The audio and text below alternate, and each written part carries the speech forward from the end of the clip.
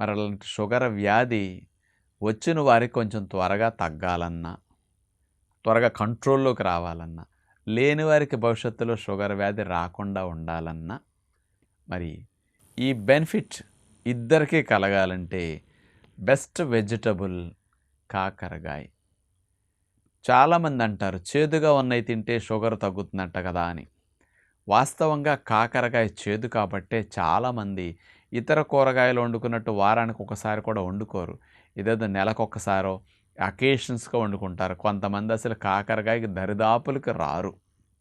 కానీ కాకరకాయలో ఉండే ఔషధ గుణాలు షుగర్ వ్యాధి ఉన్నవారికి తగ్గించటానికి, లేని వారికి త్వరగా రాకుండా చేయటానికి అద్భుతంగా పనిచేస్తుందని సైంటిఫిక్‌గా ప్రూవ్ అయ్యి ఉందన్నమాట.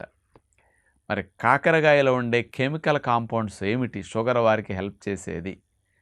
చారంటీ అనే ఒక కెమికల్ స్పెషల్‌గా ఇందులో